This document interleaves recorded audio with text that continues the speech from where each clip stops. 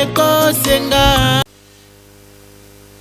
Et shalom frère, shalom sœur, que Dieu te bénisse.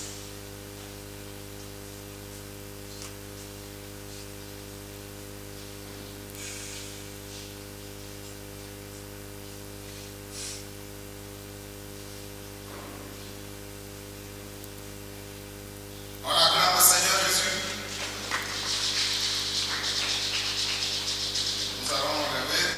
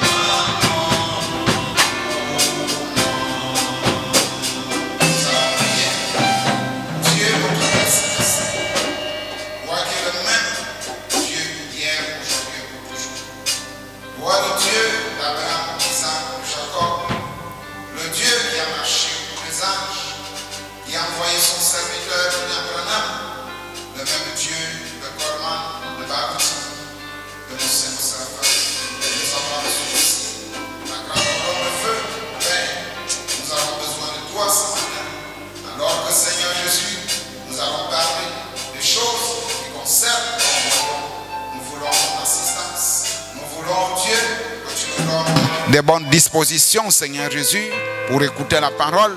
Enlève la distraction, enlève, ô Dieu Tout-Puissant, l'incrédulité dans les cœurs de tes enfants. Soutiens chacun, Seigneur Jésus.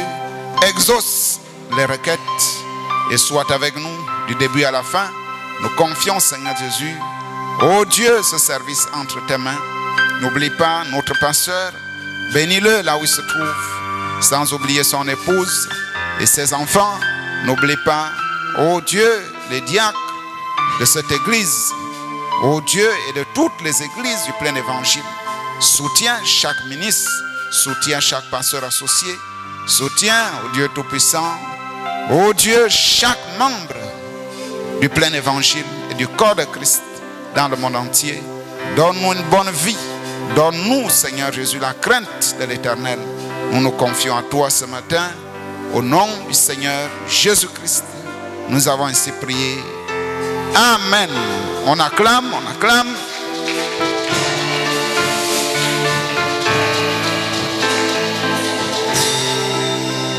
Nous n'avons pas de requête.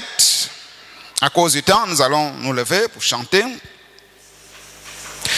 Sauveur, Sauveur, écoute ma voix. Quand les autres tu appelles, ne m'oublie pas, gentil Sauveur, Sauveur, Sauveur. Écoute ma voix. Quand les autres tu appelles, ne m'oublie pas, gentil Sauveur. Sauveur, on répond. Écoute ma voix. Quand les autres tu appelles, ne m'oublie pas. Contre de miséricorde, je trouve la paix. Contre profondément à genoux, en incrédulité, gentil Sauveur, Sauveur, Sauveur, écoute ma voix. Quand les autres tu appelles, ne m'oublie pas, gentil Sauveur, Sauveur, Sauveur. On chante, écoute ma voix. Quand les autres tu appelles, ne m'oublie pas. Je suis en route vers Canaan. Je suis en route vers Canaan. Je suis en route vers Canaan. Je suis en route, roi Dieu, je suis en route. Si tu ne viens pas, ne me retiens pas. Si tu ne viens pas, ne me retiens pas. Mais si tu viens, donne-moi la main. Je suis en route, roi Dieu, je suis en route. On chante, on chante. Je suis en route vers Canaan. Je suis en route vers Canaan. Je suis en route vers Canaan. Je suis en route, roi Dieu, je suis en route. Si tu ne viens pas, ne me retiens pas. Si tu ne viens pas, ne me retiens pas. Mais si tu viens, donne-moi la main. Je suis en route, roi Dieu, je suis en route. Je suis en route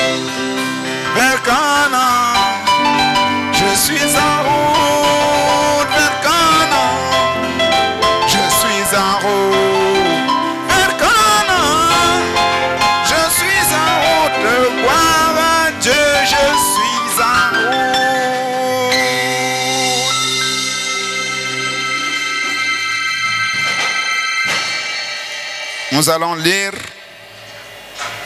dans Tite, c'est dans le Nouveau Testament. Tite, chapitre 1, au verset 16. Nous lisons au verset 16. On se tient debout pour lire la parole. Nous lisons.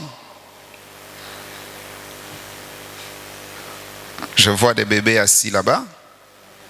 On se lève. Au verset 16. Ils font profession de connaître Dieu, mais ils le renient par leurs œuvres. Étant abominables, rebelles et incapables d'aucune bonne œuvre.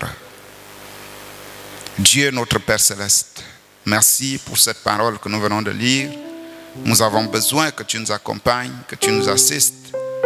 Oh Dieu, que tu disposes nos cœurs pour ne pas penser à autre chose qu'à ta parole. Nous nous confions à toi. Au nom du Seigneur Jésus-Christ. Amen. On acclame.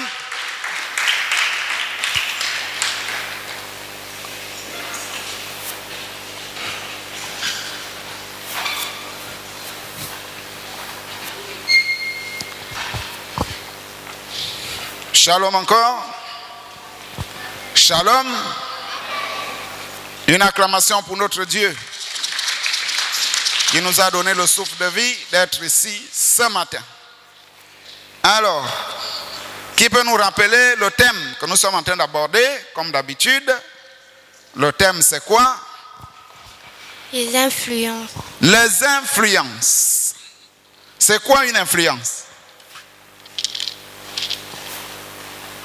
Qu'est-ce qu'une influence?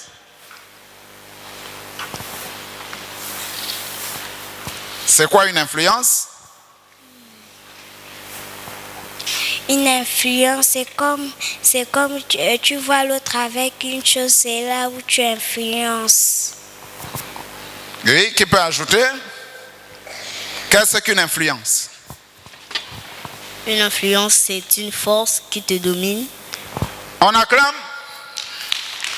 C'est une force extérieure qui te domine. Au lieu d'être toi-même, tu es entraîné par quelque chose d'autre. Au lieu de faire ce que tu dois faire, tu fais autrement. Par exemple, c'est dimanche matin, tu dois venir à l'église, mais tu penses à faire autre chose. Ça veut dire que tu es influencé par cette chose-là.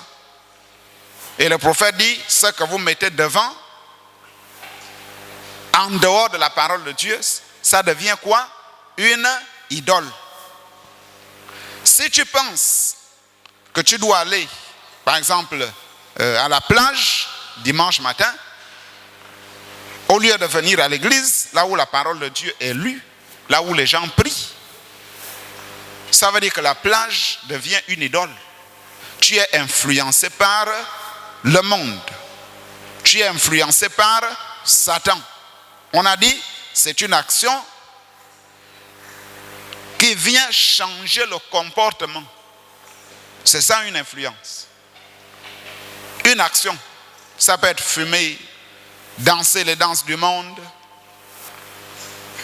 le fait d'insulter les gens.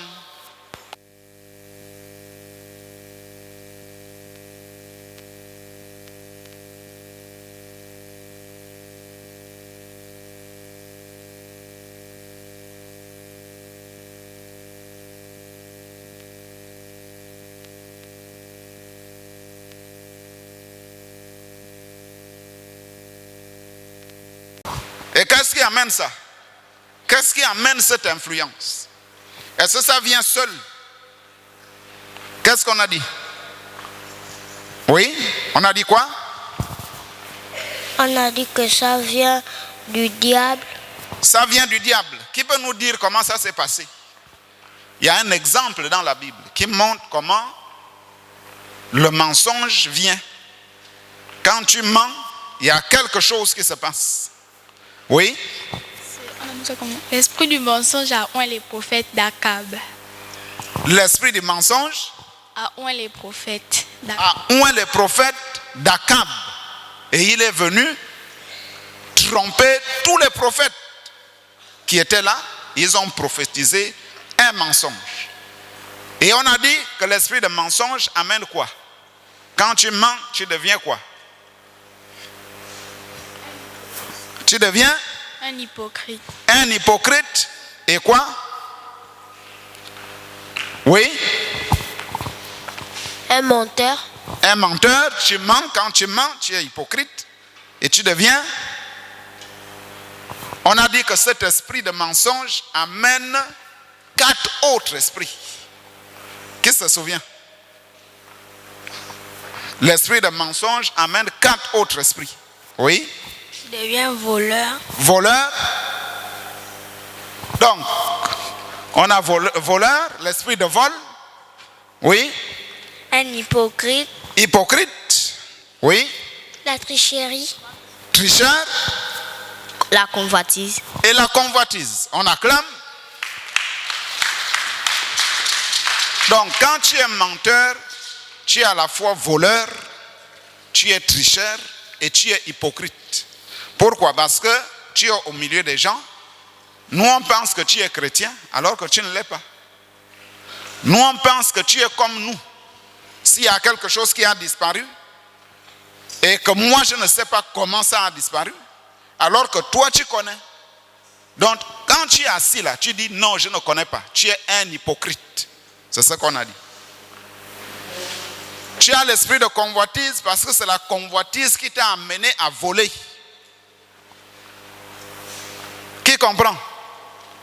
Tu es à la fois hypocrite, voleur, tricheur, convoiteur et menteur.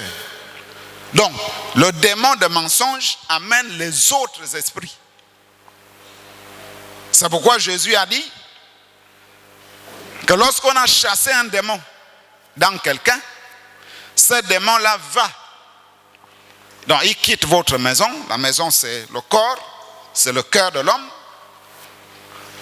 Donc, cet esprit-là, dès qu'il sort, il va appeler 7 autres esprits. S'il revient, il trouve que la maison est vide, c'est-à-dire que vous n'avez pas le Saint-Esprit, vous n'avez pas la crainte de Dieu, vous n'êtes pas né de nouveau. Cet esprit-là amène 7 autres esprits. Et quand ils viennent rentrer en toi, les 7 autres, tu as maintenant 8 esprits. Donc tu es chargé. Tu es quelqu'un qu'on peut parler, tu n'écoutes plus. On prêche la parole sans te dire plus rien. On dit ne vole pas, tu continues à voler. Ne mens pas, tu mens. Pourquoi? Parce que tu es déjà chargé des autres démons. Qui a compris? C'est pourquoi, qu'est-ce que nous ne devons pas faire? Qu'est-ce que nous ne devons pas faire? Qui peut nous donner la solution? Oui, qu'est-ce que nous ne devons pas faire? On ne doit pas mentir. On acclame, on acclame, on acclame. On ne doit pas mentir. Nous devons toujours dire la vérité. En toute occasion. Qui a volé le stylo? C'est moi. Même si maman te frappe. Mais tu as au moins dit la vérité. C'est pas que je ne connais pas. Alors que tu connais. On va frapper tout le monde et toi tu es là. Alors, le dimanche dernier, c'était plutôt l'esprit de vol. L'esprit de vol, c'est de ça qu'on parlait. Ce n'était pas le mensonge. Le mensonge, c'était le dimanche surpassé. Alors, on a dit que le vol, c'est prendre une chose à l'insu du propriétaire. C'est-à-dire, quand le propriétaire n'est pas là, je prends sa chose. Là, j'ai volé. Et quand je prends, je cache. Pour moi, ça devient ma chose. Là, tu as volé. Et qu'est-ce que la Bible nous dit? La Bible dit dans Deutéronome chapitre 5, verset 19, tu ne déroberas point. Dérober veut dire voler. La Bible dit, tu ne déroberas point. Qui a compris? Ça veut dire quoi? Dérober, c'est voler. Ça veut dire que Tu ne voleras point. tu ne voleras point. Ça veut dire que tu ne prendras pas quelque chose qui ne t'appartient pas. Mais on sait que dans les maisons, il y a des enfants qui fouillent les sacs de maman pour prendre les pièces de 10 francs, les pièces de 100 francs. Ils sont là. Ces enfants-là sont ici. On fouille le sac de maman, ou bien maman a laissé 500 sur la table, en pièces de 100 francs, en pièces de 50 francs. Toi, tu viens, tu étales les pièces, tu soutires 50 francs, tu mets dans ta poche. Quand tu as fait ça, tu as volé. Même si maman ne constate pas que 50 francs a disparu, mais tu as déjà volé. Et quand tu es assis au milieu des parents à la maison, tu es un hypocrite. Tu es un menteur. Les parents pensent que tu es saint alors que tu es voleur. Tu es tricheur. Et tu as convoité l'argent. Est-ce que vous saisissez bien? Donc c'est ça l'esprit de vol. Et on a dit que cet esprit sort d'où? L'esprit de vol est sorti d'où? Oui? Du ciel. Du ciel. Est-ce que c'est du ciel? L'esprit de vol. À la 5e dimension. À la 5e dimension. On acclame. Cet esprit est sorti de la 5e dimension et il a dit, moi je peux aller séduire Akab pour qu'il aille mourir. Donc quand vous mentez là, cet esprit vous a possédé pour mentir. Cet esprit sort de l'enfer, il regarde l'intention de ton cœur. Si la convoitise est déjà là, il rentre. Après tu vas, tu voles. Alors, nous avons lu dans Jean chapitre 12, au verset 4, parlant de Judas Iscariote, qu'est-ce qu'il a fait? Un de ses disciples, Judas Iscariote, fils de Simon, celui qui devait le livrer, dit, pourquoi n'as-tu pas vendu ce parfum, 300 deniers, pour les donner aux pauvres? On dit, il disait cela, non qu'il se mit en peine des pauvres, mais parce qu'il était voleur.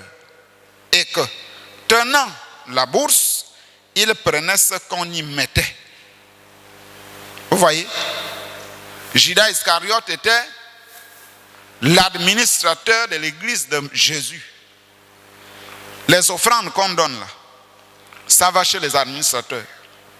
Les administrateurs ont un cahier, là où ils mettent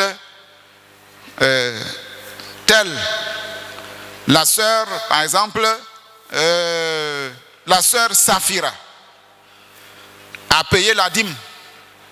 Nous sommes au dimanche 25 février 2024. Dîme. Est-ce que vous voyez? Ce travail-là, c'est Judas qui faisait ça. Quand on donne les offrandes, ça arrive chez les administrateurs, ils comptent. L'église a donné par exemple 250 000. Ils écrivent dans un cahier, dimanche 25 février, il y a eu une somme de 25 000 francs, 250 000 francs. Et qu'est-ce qu'on doit faire avec ça? On doit payer le courant pour que l'église ait la clim, le micro. Si le micro manque, les administrateurs prennent, on achète. Si les baffles manquent. Est-ce que vous voyez? L'argent que vous donnez là, c'est ce que ça sert. Ça ne va pas dans la poche de l'administrateur. Mais qu'est-ce que Judas faisait? Judas, lui, quand on donnait les dîmes, il volait les dîmes. Il volait les offrandes. Quand il prend le panier des offrandes comme les administrateurs prennent là, quand il arrive là-bas, comme il était seul, si c'est 300 000, il enlève 50 000. Il cache. il va montrer à Jésus qu'il y a eu 250 000. Est-ce que vous voyez? C'est pourquoi la Bible dit, Judas n'avait pas dans son cœur la peine qu'on devait donner l'argent aux pauvres. Non. Il disait ça parce qu'il était voleur. Il savait que si on donnait 300 cycles d'argent, lui il devait prendre maintenant 100 cycles d'argent. Il vole. Il va montrer à Jésus qu'il y a eu 200. Mais tout ça, Jésus connaît. Quand il fait ça, Jésus voit comment il fait. Parce que Jésus, c'est Dieu. Même si le Judas se trouve seul là-bas dans son bureau, pendant qu'il est en train d'enlever 100 cycles d'argent, il laisse 200. Jésus le voit. Et Jésus dit que c'est un voleur. C'est pourquoi il avait dit que l'un de vous est un voleur. L'un de vous va me trahir. L'un de vous est le fils de la perdition. Chacun se posait la question, est-ce que c'est moi? Pierre dit, est-ce que c'est moi? Jean. Est-ce que vous voyez? Mais Jésus savait que c'était Judas Iscariote. Il était voleur. Donc, à la fois, il avait l'envie, il avait la convoitise, il avait l'hypocrisie et il était menteur. Il avait le mensonge. Qui a compris? Et on a pris le cas de Ananias et Saphira qui ont volé après avoir vendu le champ. Ils sont venus montrer qu'il y a eu une autre somme. On a pris le cas de 2 millions. Ils ont vendu le champ à 2 millions. Ils sont venus montrer à Pierre qu'il y a eu 500 000. Donc ils ont caché 1 500 000 pour eux-mêmes. Et ils ont fait un complot. Ils ont fabriqué un mensonge. Ils ont dit, lorsque nous allons arriver devant Pierre, voilà ce que nous allons dire. Et c'est ce que vous faites. Chez vous à la maison, vous prenez l'argent et vous dites que nous allons dire à papa et maman qu'on a ramassé 15 000 à la route. C'est avec ça qu'on a acheté les biscuits, les gâteaux. Or, vous avez fait un plan. Quelqu'un s'est mis à la porte, il a dit, regarde si papa vient, si maman vient. Une autre personne est dans la chambre en train de fouiller le sac. On fouille, on trouve 15 000. Allez, on ferme vite la porte, on sort. On va à la route, on achète les biscuits, on achète les bonbons, les chewing-gums, on fait la fête. Mais quand maman va demander, mais qui vous a donné l'argent? Vous avez déjà fait un plan. Vous avez dit, nous allons dire que nous avons ramassé l'argent à la route. Or, c'est un mensonge. Vous avez convoité l'argent, vous avez eu l'envie, vous avez volé et vous êtes en train de mentir. Donc, le vol vous a amené 4 autres démons. Et vous êtes là. Le soir, vous priez. Vous venez à l'église. Entre-temps, Dieu vous voit. C'est là où on a dit que si vous mourrez dans cet état, vous allez où? Qui peut me dire? Vous allez où? Oui? On va en enfer. En enfer. On acclame. Si vous mourrez dans cet état de mensonge, même si tu venais à l'église, ça ne compte pas. Ça ne compte pas. Le fait de venir s'asseoir ici et aller mentir pour Dieu, même si tu viens ici, ça ne compte pas. Ce qui compte, c'est le fait de ne pas mentir. C'est le fait de ne pas voler. Parce que Dieu a dit quelque part que l'obéissance vaut mieux que le sacrifice. Le sacrifice, c'est quoi? C'est venir à l'église. Le sacrifice, c'est prier. Le sacrifice, c'est lire la Bible. Mais l'obéissance, c'est quoi? L'obéissance, c'est faire ce qui est dans la Bible. Qui comprend? La Bible dit, ne vole pas. Tu ne déroberas point. Tu ne convoiteras point. Bon, maintenant toi tu vas, tu dérobes, tu convoites, tu voles, tu mens. Après tu viens à l'église. Et tu es la première, dès qu'on prêche, l'onction te saisit. Tu roules. Tu roules sous les chaises, attraper la sœur. On attrape la sœur sous l'onction. Mais quand tu vas à la maison, tu voles. Le prophète dit que c'est un esprit religieux. Tu n'as même pas le Saint-Esprit. Ce n'est pas ça le Saint-Esprit. Si tu avais le discernement, lorsque l'onction vient sur toi, qu'est-ce qu'on fait? On se met à prier. C'est Dieu qui est en train de te visiter. Qu'est-ce que tu dois faire? Au lieu de rouler partout, mets-toi à genoux, prie. Dès que tu sens que ça vient, Seigneur Jésus, qu'est-ce que tu veux que je fasse? Enlève-moi la convoitise. Enlève-moi le vol. Pendant que c'est là, quand tu entends comme la chair de poule, commence à prier. Au lieu dès que ça vient, on se casse partout. Les chaises sont cassées, les diacres courent pour imposer les mains.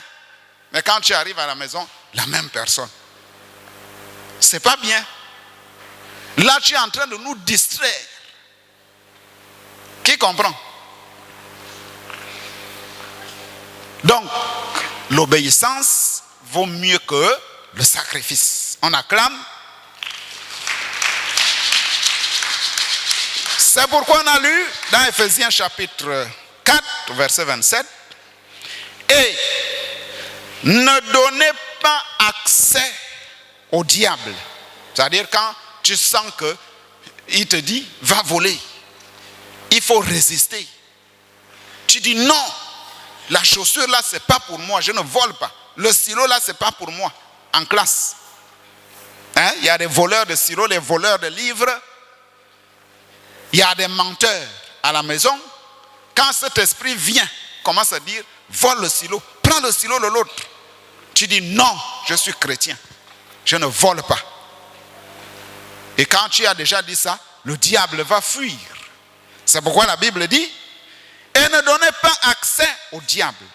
Que celui qui dérobait, c'est-à-dire celui qui volait, ne dérobe plus. Si tu sais que tu volais, ne vole plus. Qui comprend? Celui qui comprend, lève la main.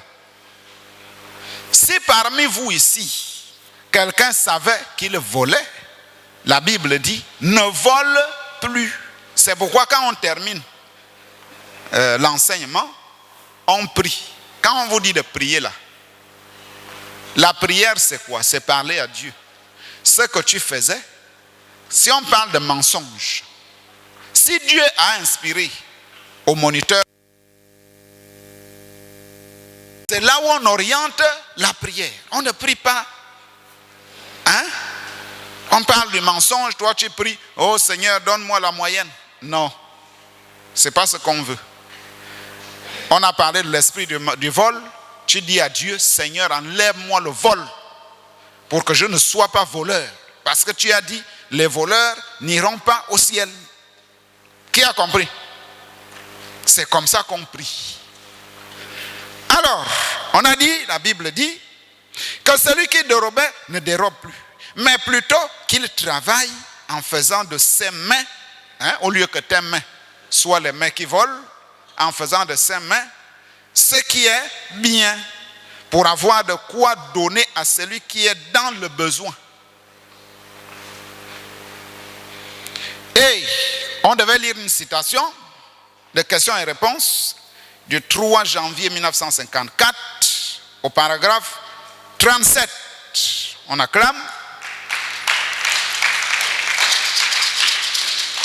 Le prophète dit, si par exemple, il y a des années en arrière, écoutez bien, si par exemple, il y a des années en arrière, vous avez dérobé quelque chose et que vous avez le sentiment que vous devez aller réparer ça.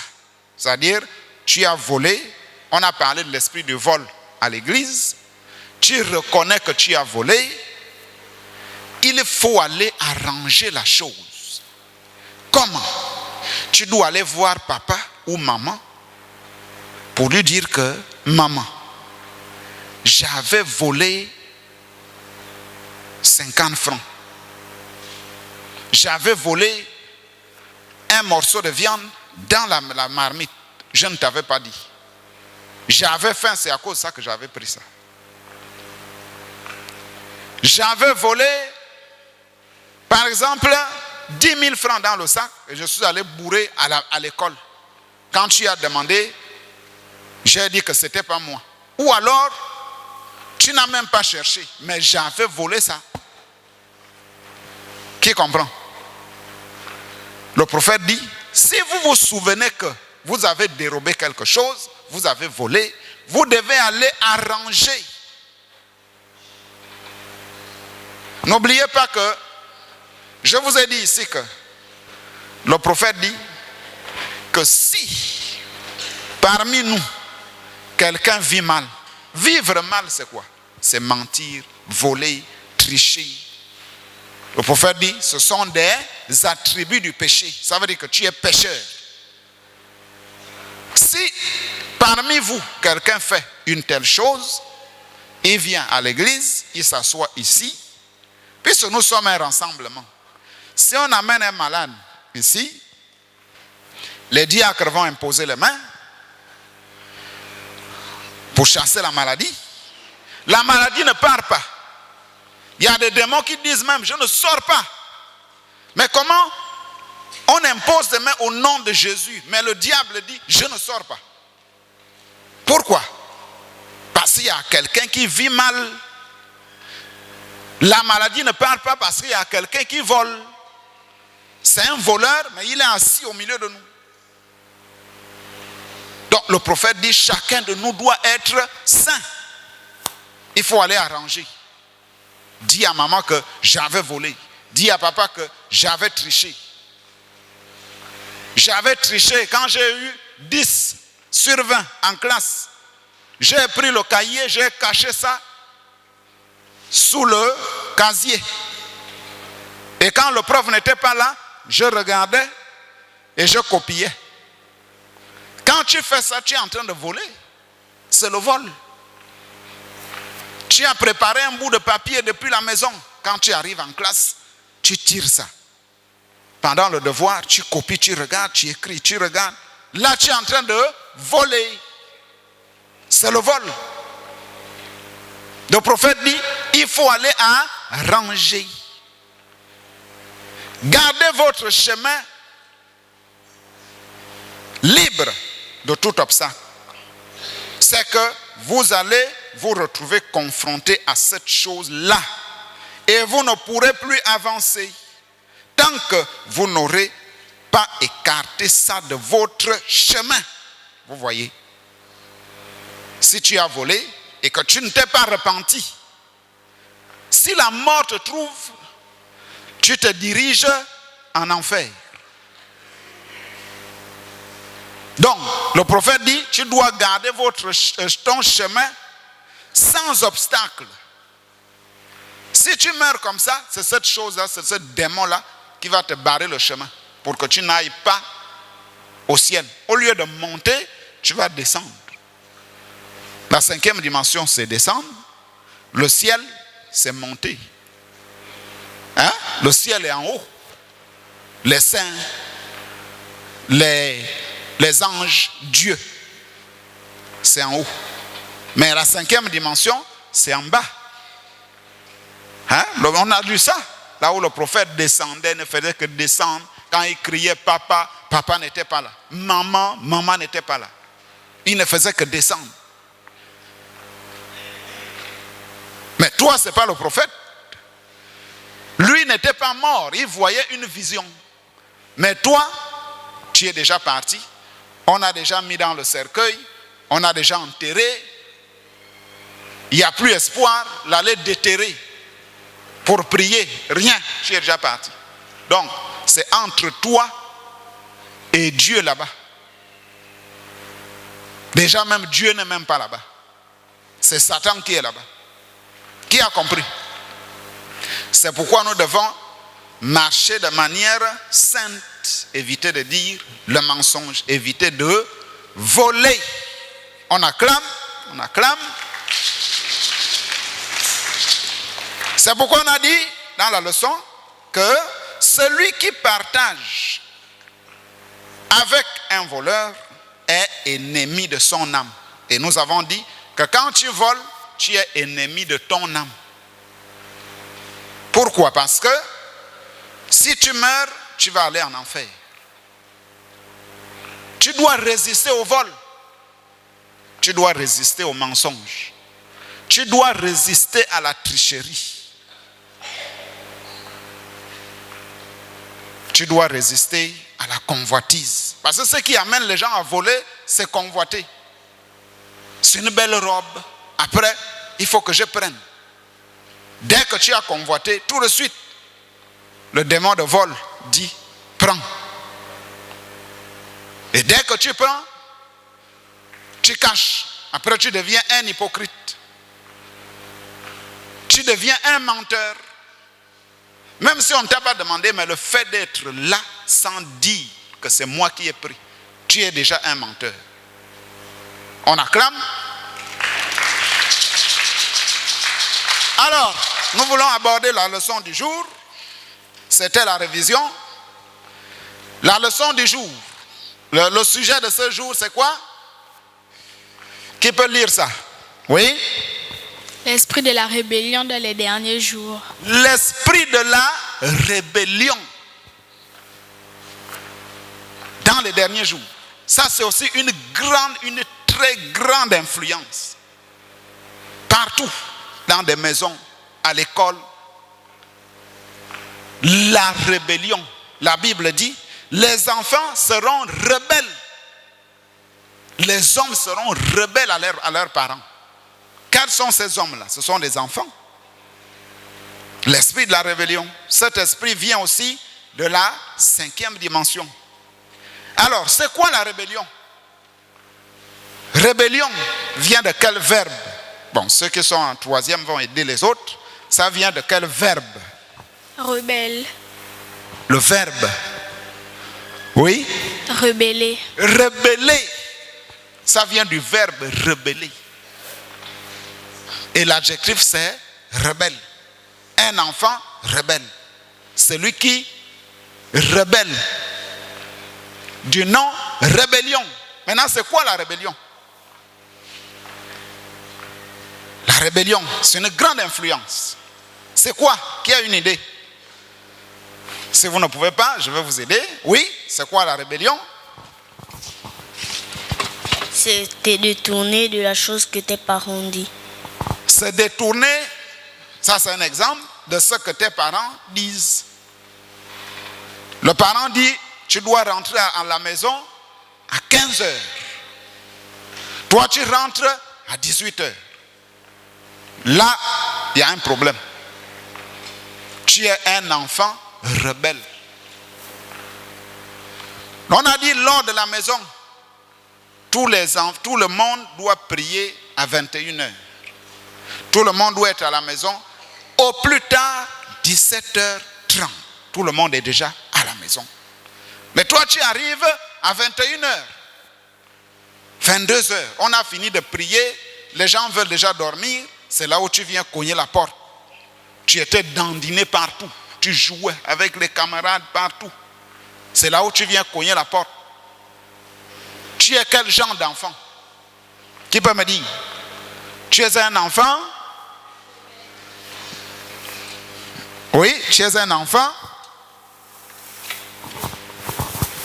Oui. Rebelle. Rebelle. On acclame. Tu es un enfant rebelle. Tu es un rebelle. Maintenant, la rébellion, c'est quoi? La rébellion, c'est l'action de se rebeller, de se révolter contre l'autorité. L'autorité de la maison, c'est le père et la mère. Donc, tu te révoltes. Papa dit, par exemple, nous tous, nous sortons de la maison à la même heure. Toi, tu dis non. Moi, je dois sortir après. Tu es en train de rebeller. tu es rebelle. Contre le pouvoir ou l'ordre établi. On dit, la rébellion, c'est ce qui est fortement opposé, hostile à chaque chose, qui refuse de s'y soumettre. Par exemple, un enfant rebelle à la discipline. On prend le cas de la classe, le règlement intérieur dit, on ne triche pas, on ne vole pas, on ne parle pas à haute voix pour éviter de perturber la classe. Mais toi, qu'est-ce que tu fais? Les autres sont en train de composer ou bien sont en train d'écouter la leçon. Tu te lèves, tu parles, et tu distrais tout le monde. Ou bien tu te lèves, on m'a insulté. Après, le prof arrête le cours, on commence d'abord à traiter ton problème. Donc tout le temps qu'on devait expliquer aux autres passe. Là, tu es en train de rebeller contre le règlement intérieur de la classe. On dit, la rébellion, c'est aussi le manque de disposition pour quelque chose, qui se prête difficilement à l'action, à laquelle on le soumet. C'est-à-dire, on te demande de vivre la parole, toi, c'est pas ça. Donc, tu es rebelle. Tu es rebelle à Dieu. Qui est difficile à corriger, qui ne cède pas au remède. Par exemple, quand quelqu'un est malade, on lui donne le médicament. Mais lui, il prend le médicament, il jette. Donc, il préfère être malade. Là, ça c'est un rebelle. Il refuse le remède. Il refuse d'être en bonne santé. Ce sont des gens, on conseille, ne boit plus le vin, lui il va boire. Après, c'est le même vin qui le tue. Donc, c'est un rebelle. La Bible dit quoi? 1 Timothée chapitre 1, verset 8. Nous n'ignorons pas que la loi est bonne, pourvu qu'on la fasse, on en fasse bon usage, légitime. Sachant bien que la loi n'est pas faite pour le juste, mais pour les méchants et les rebelles. La loi est faite pour les méchants et les rebelles. Et on a dit ici que le méchant, c'est le pécheur. C'est celui qui ne vit pas la parole, que Dieu appelle le méchant. Tu es méchant parce que tu ne te soumets pas à ce que Dieu dit. Dieu te considère comme quelqu'un de méchant. Il dit, pour les méchants et les rebelles, les impies et les pécheurs, les irréligieux et les profanes, les parricides et les meurtriers, les impudiques et les infâmes, les voleurs d'hommes, les menteurs, les parjures et tout ce qui est contraire à la sainte doctrine. Donc, si Dieu a donné la loi, c'est parce que les gens ne veulent pas marcher selon la parole. C'est à cause de ça qu'il y a la loi. Par exemple, le code de la route. Si on a inventé le code de la route, c'est pour que les gens ne conduisent pas en désordre. Quand tu vas, tu sais que je suis à droite, celui qui vient est à gauche. Maintenant, si toi tu vas rouler à droite, tu vas rouler à gauche, il y aura collision, il y aura accident. Donc, Dieu aussi a ses lois. Si tu ne fais pas selon ces lois, c'est la sentence qui t'attend. Il a dit que le feu, il y a un feu qui a été réservé pour les rebelles. Tous ceux qui ne veulent pas vivre la parole iront là-bas. 2 Timothée chapitre 3. Car les hommes seront égoïstes, amis de l'argent, fanfarons, hautains, blasphémateurs, rebelles à leurs parents, ingrats, irréligieux, insensibles. La parole dit, il faut prier, toi tu ne pries pas. Il faut respecter les parents, toi tu ne respectes pas les parents. Tout ce que les parents disent, tu fais le contraire. Tu es un enfant rebelle. Emporté, traître, on dit, intempérant, cruel, ennemi des gens de bien. Traître, emporté, enflé d'orgueil, aimant le plaisir plus que Dieu. Les rebelles aiment le plaisir plus que Dieu. C'est quoi le plaisir? C'est les choses du monde. C'est écouter la musique du monde. Tu es un enfant de l'école du dimanche, mais quand tu te retrouves seul à la maison, tu prends la télécommande, tu mets les chaînes où il y a les danses du monde. Tu es en train de regarder. Dès que le parent vient, tu fermes la porte pour qu'on ne sache pas que tu regardes. Quand tu entends, on frappe à la porte, tu changes vite la chaîne. Là, tu es un enfant hypocrite. Tu es un menteur. On dit que la loi est faite pour ces gens-là. On dit ayant l'apparence de la piété, mais reniant ce qui en fait la force. Qu'est-ce qui fait la force? Qu'est-ce qui fait la force d'un chrétien? Oui? La force d'un chrétien, c'est la parole. La force d'un chrétien, c'est la parole. Maintenant, si toi, tu ne fais pas les choses selon la parole, tu es quoi? Tu es un enfant qui est comment? Qui est désobéissant. Qui est désobéissant. Qui est rebelle. Tu es un enfant rebelle. Par exemple, l'ordre de l'église dit que les enfants ne doivent pas courir dans l'église. Mais toi, tu cours partout. Tu es en train de gêner. Donc, tu es un enfant rebelle. Tu ne dois pas enfreindre la parole. Alors, nous lisons la dernière citation.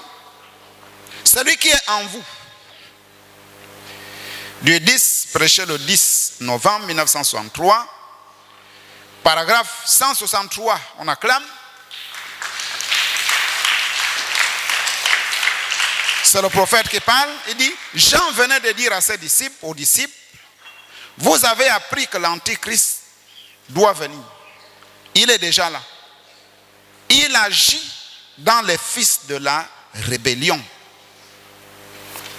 L'Antichrist, c'est quoi? C'est quoi l'Antichrist? L'Antichrist, c'est... Oui? C'est quoi? C'est une force du mal. C'est la force du mal. On va appeler ça le diable. Et le prophète dit, la Bible dit, que l'Antichrist agit dans les fils de la rébellion. Mais mes petits enfants, vous n'êtes pas de ce monde, vous êtes de Dieu. Et celui qui est en vous est plus grand que celui qui est dans le monde. Donc, si tu t'opposes à la parole, à l'ordre établi par Dieu, ça veut dire que c'est l'esprit de la rébellion. C'est ce qui t'entraîne à faire ces choses, à t'opposer à la parole, à t'opposer aux parents. Parce qu'il y a des enfants vraiment qui ne comprennent pas. Le parent parle, lui aussi parle. Alors qu'un enfant doit être respectueux. Donc, comme leçon, nous avons dit que l'esprit de la rébellion, l'esprit de l'Antichrist, je veux dire, agit dans les fils de la rébellion. Donc, si tu es quelqu'un, un enfant qui a le Saint-Esprit, le diable ne peut pas te tromper. Tu vivras la parole. Mais si tu remarques que tu t'opposes aux parents, tu t'opposes à la parole, ça veut dire que en toi, c'est l'esprit de la rébellion. Qui a compris? Oui? Oui?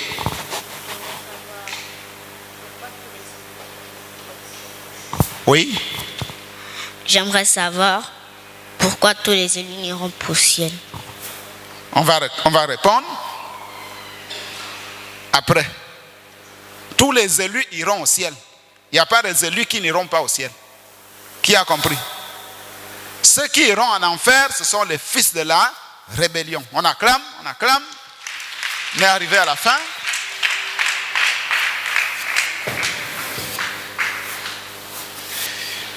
Quand tu es élu, tu es élu. Dieu nous a élus avant la fondation du monde. Il n'y a pas un élu qui ira en enfer. Non. Jésus ne change pas. Jésus ne change pas. Les choses de ce monde peuvent changer, mais Jésus ne change pas.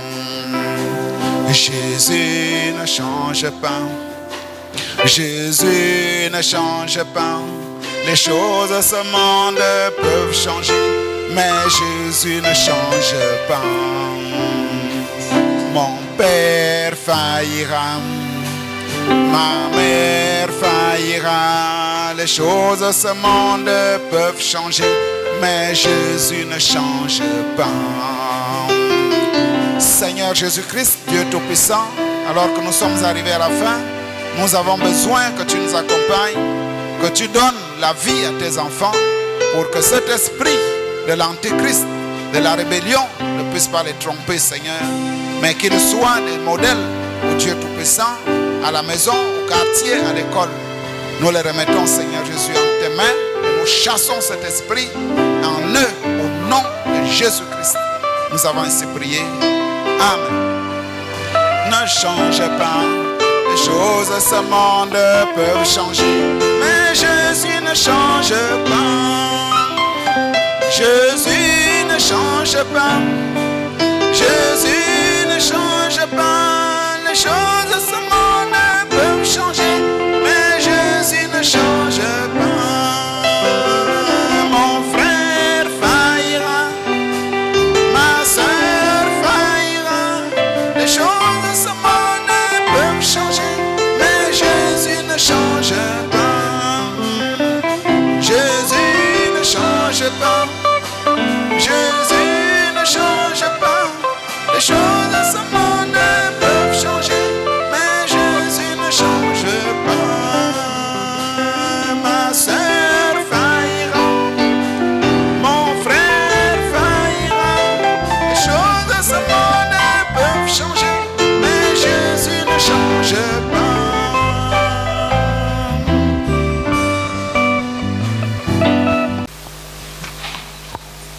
Shalom, Église de Dieu vivant. Nous avons eu école du dimanche ce matin.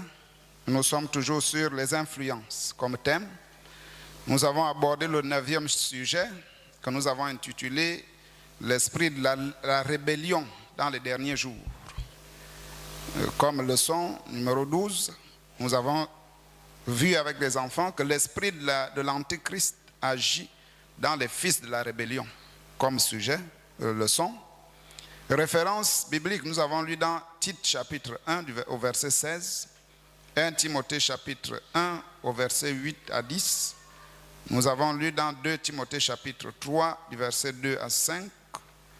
Et comme référence du message, nous avons lu dans Questions et réponses du 3 janvier 1954, où le prophète dit que nous devons garder notre chemin libre de tout obstacle. Donc si tu as menti, il faut demander pardon. Si tu as volé, il faut demander pardon. Donc apprendre aux enfants à demander pardon lorsqu'ils ont commis des erreurs. Comme résumé, nous avons défini la rébellion comme étant le fait de se révolter contre l'autorité. Donc ça peut être l'autorité de la maison ou l'ordre établi à la maison, à l'école ou à l'église. Donc nous avons vu que c'est un esprit qui n'épargne pas la jeunesse, qui pense que tout lui est permis. Donc tout est permis, on peut tout faire. Or, on est en train de bafouer les lois de l'Éternel. Nous avons eu 37 frères et 49 sœurs, effectif total 86, offrande 6175 francs, Nous avons eu une dîme et 53 Bibles. Que Dieu vous bénisse.